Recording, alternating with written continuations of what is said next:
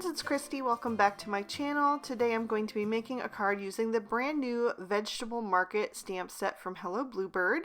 So I've stamped those images out on Spectrum Noir Ultra Smooth Premium White cardstock with Lawn Fawn Jet Black ink, and I'll be coloring with my Copic markers. I'm starting with the bunny, and for him I'm using some E50 shades, E50, E51, E53, and E55. Starting with the darkest, the E55, and laying in my shadows. Since the bunny is facing toward the right, his shadows are going to fall predominantly on the left-hand side. That's going to keep the face nice and bright. But I did add a little bit of shading on the right-hand side underneath the carrot, where that would be casting a shadow. Once I have that E55 laid in, I'm going to blend out with the E53, and then I'll bring in the E51, working my way toward the center of the face. I wanted to keep the lower part of the face and the belly as the lightest parts, so I'm just blending down toward that area. I also wanted to create a little heart shape around the eyes and nose and mouth. So I just drew that in with the E51 and then blended out the edge with the E50. Also, I'm going to leave some little white feet and little white paws. I added a little E50 to the tail as well to give that some color. And then I am going to go in with a second layer. So I'm just starting once again with that E55. And I will darken up the area over the nose as well to deepen that.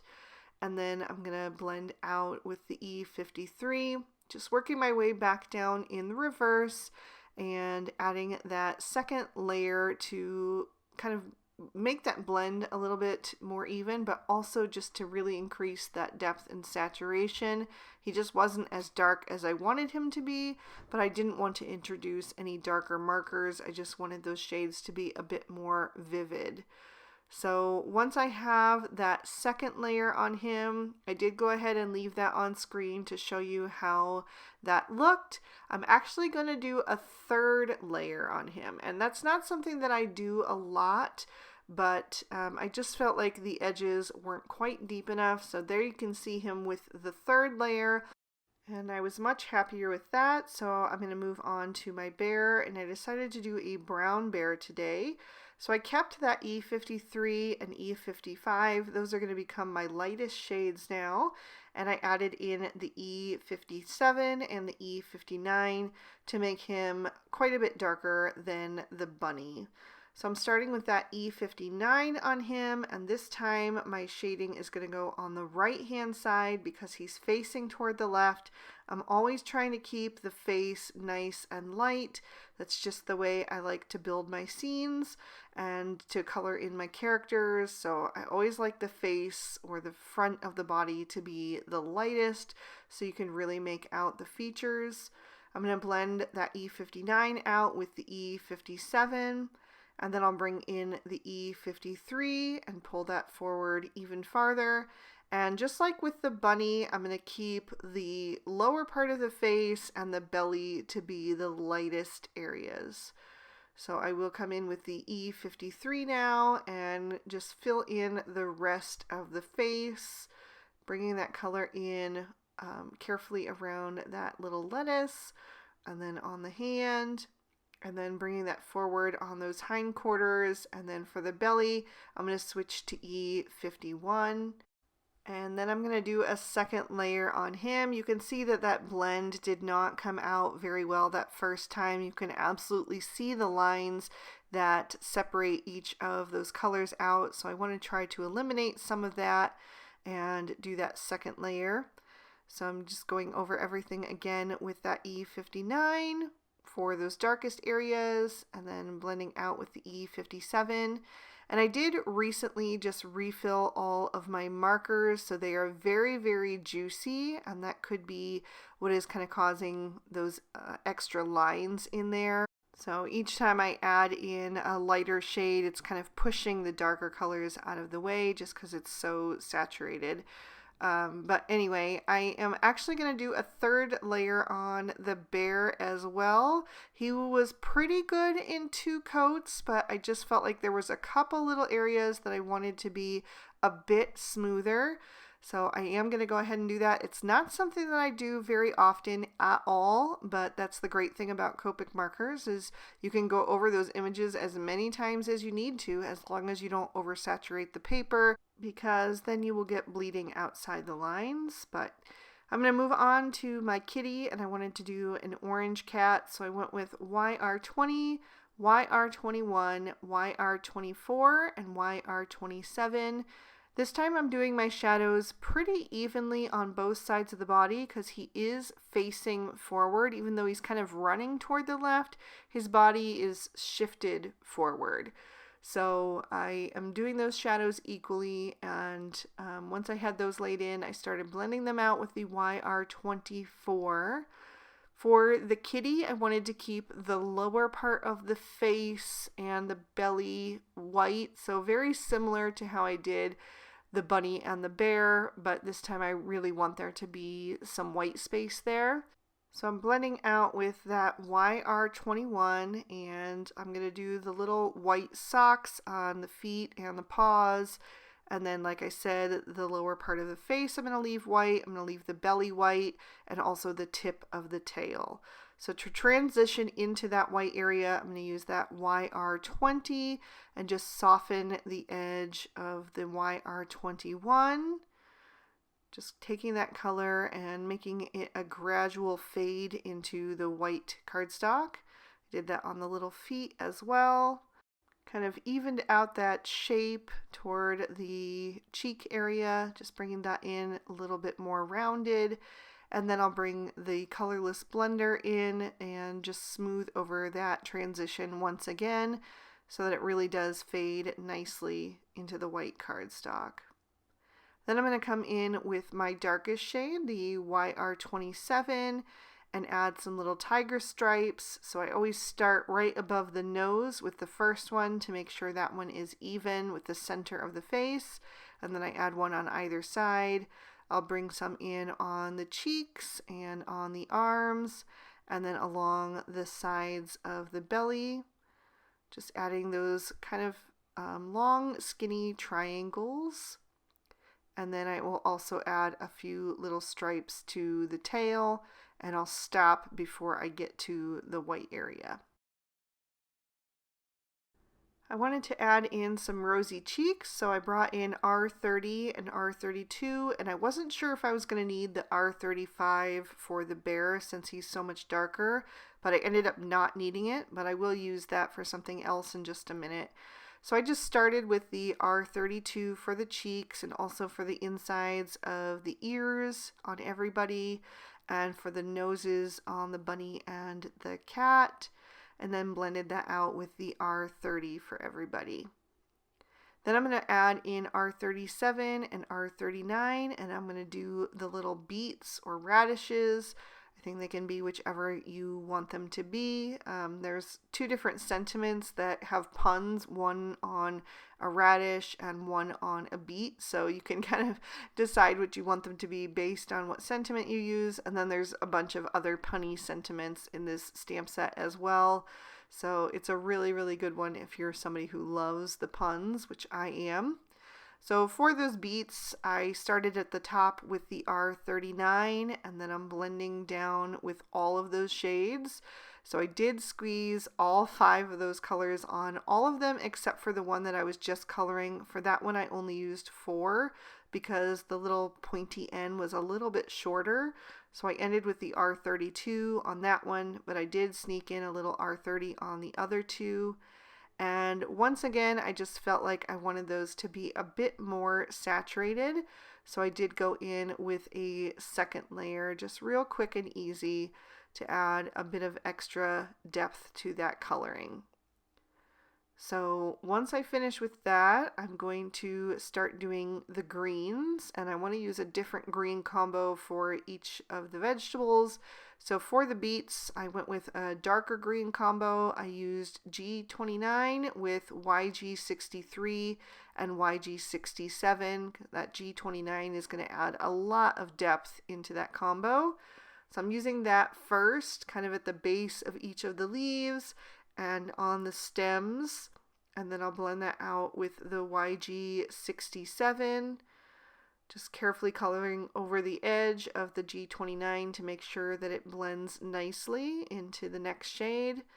And then I'll fill in the rest of that space with the YG63. And then for the lettuce, I wanted to change up my greens and go with something that was a lot brighter and a bit more yellow toned. So I went with YG21, YG23, and YG25. And I'm going to color each of the leaves at the base where they're kind of overlapping one another. And I accidentally grabbed the mid-tone first. I started with the YG23. So I am going to have to go back and add in the YG25. I realized it when I went to switch. So I'm just going back over the coloring that I just did, but trying not to cover all of it. And then once I have that laid in each of those little crevices between the leaves, I will blend out with the YG21. So real quick and easy on these lettuce leaves, and I will do a second layer on them as well.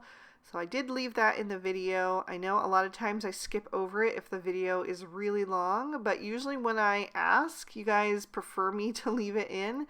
I just don't want a video that's 45 minutes, so I try to do it based on the length of the rest of the video. You know, if it fits within the time constraints, I'll go ahead and leave it in so you guys can see what a difference that second layer does make.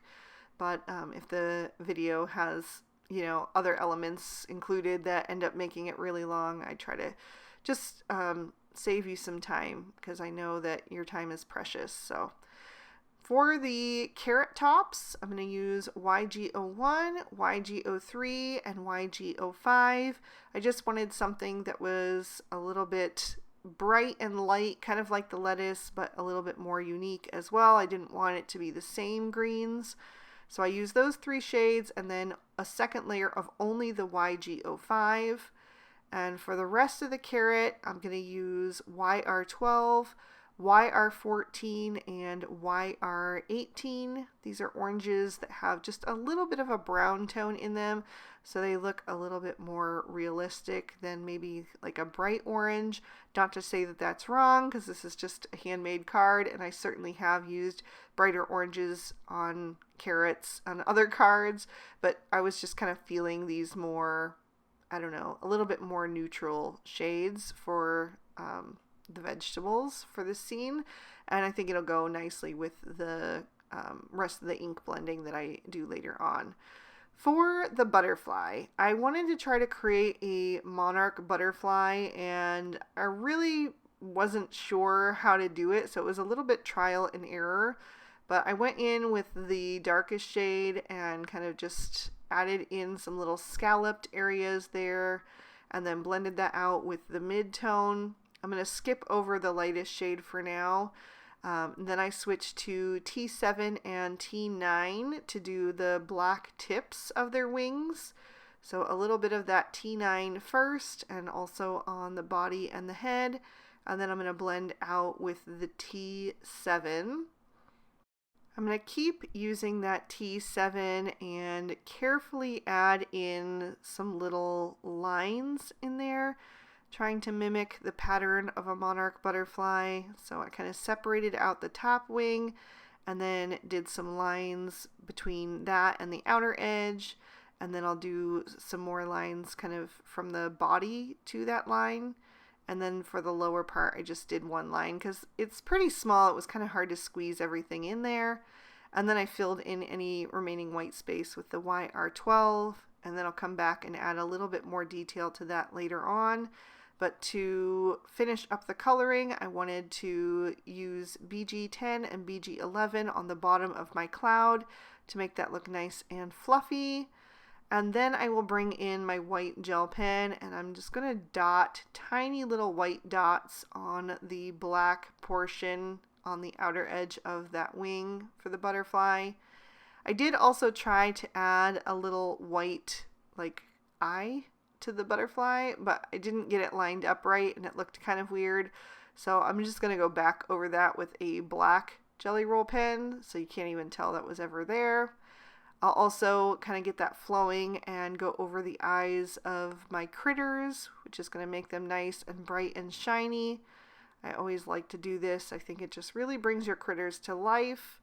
And then I did decide to add a few extra white lines to my other veggies. So I'm going to put some white lines between the black ones on the carrots. And I also added some white lines to the beets. I don't know if this is right, how the beets look. I don't really eat beets, so I'm not entirely sure.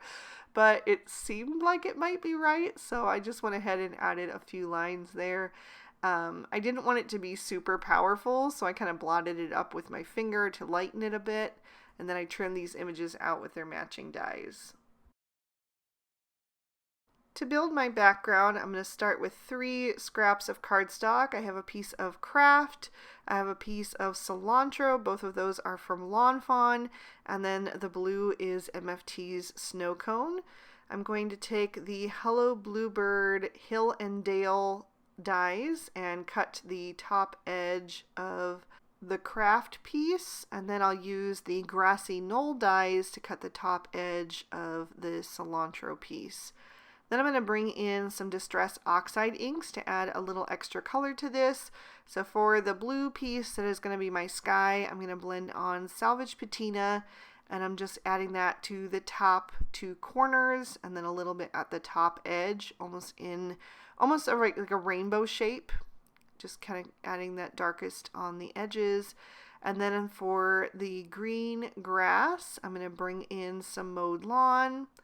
And for this one, I have to be really careful. I wanted it on the top edge, the same as the sky, but you do have to be really careful not to bend those grasses. So I'm trying to use lighter pressure and just be really careful with the placement of that tool, but I did get a little bit of bending on that right side, so I will have to fix that by just straightening that up with my fingers.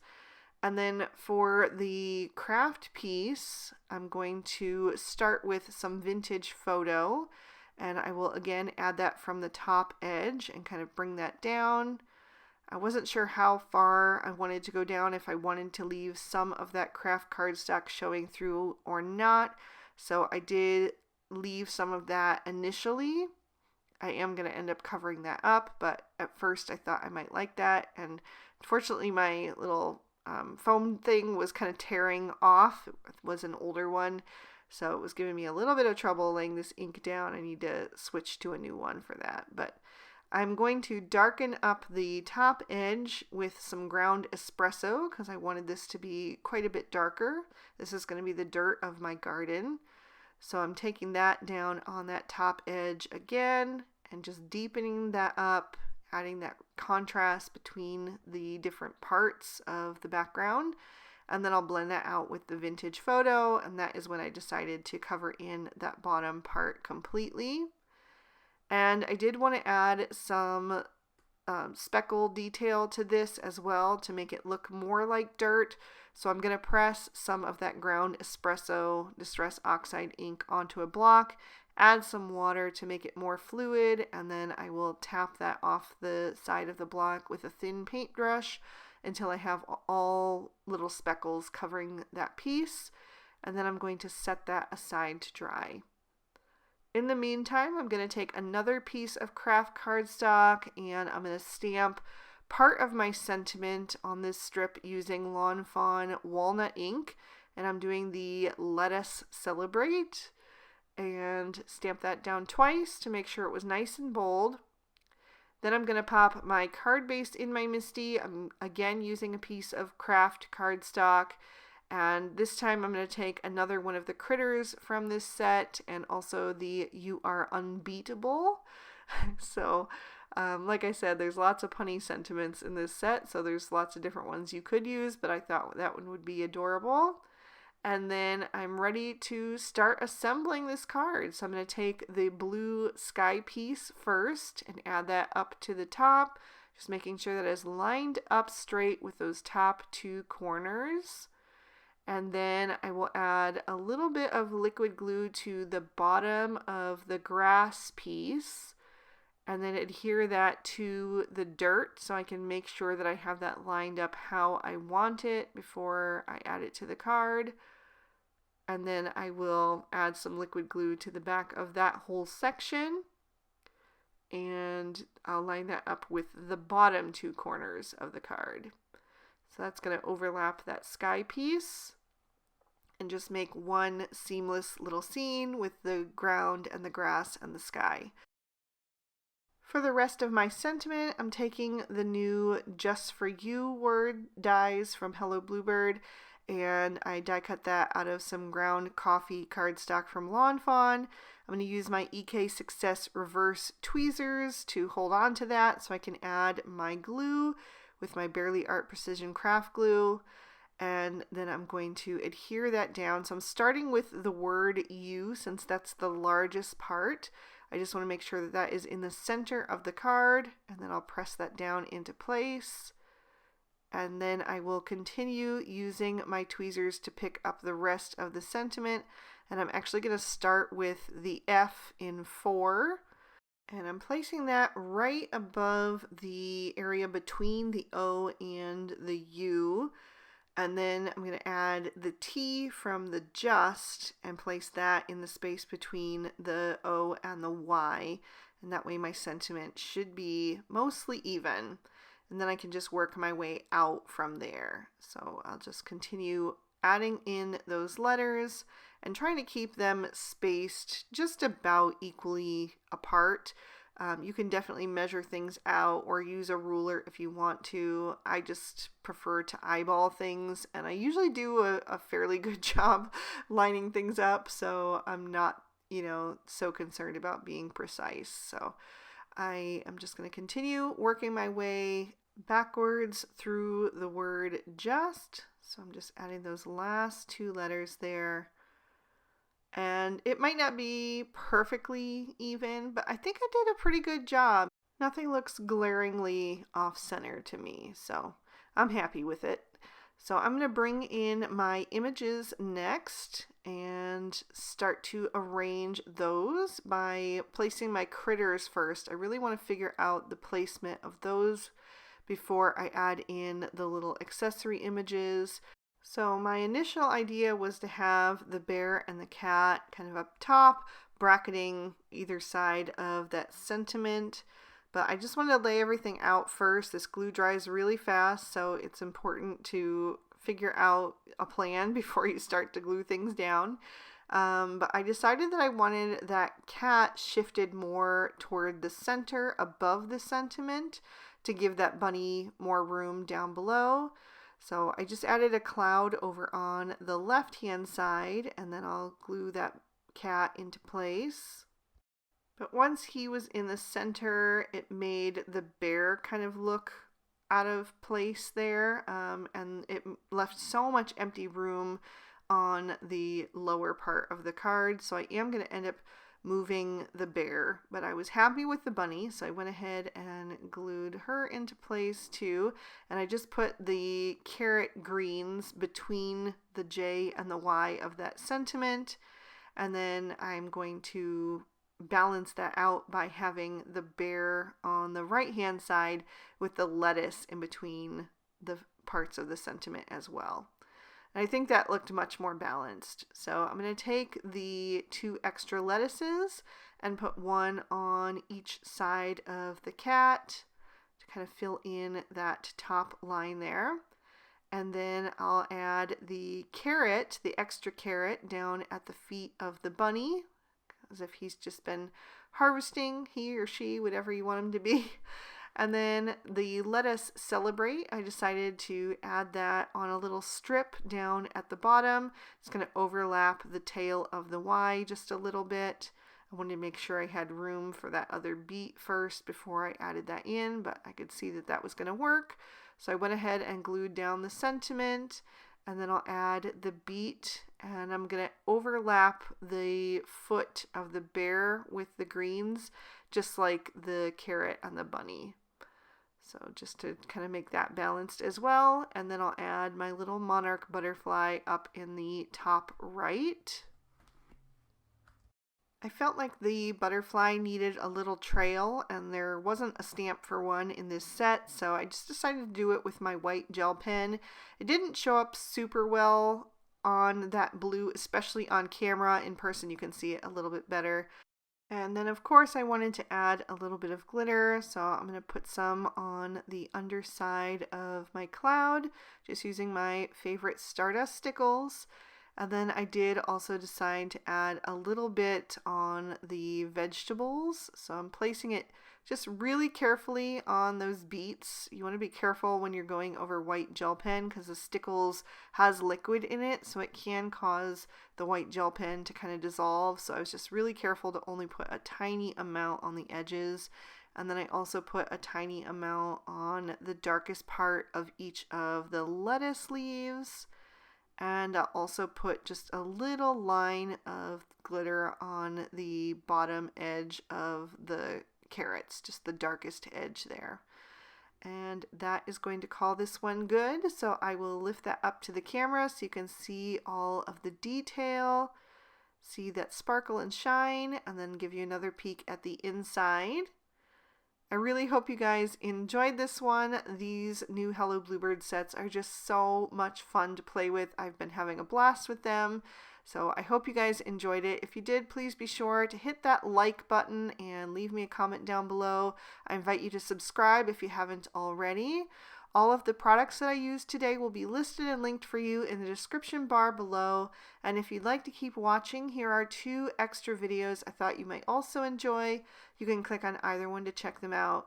Thank you so much for spending your time with me today. I hope you had a good one, and I'll see you soon in another video. Bye-bye.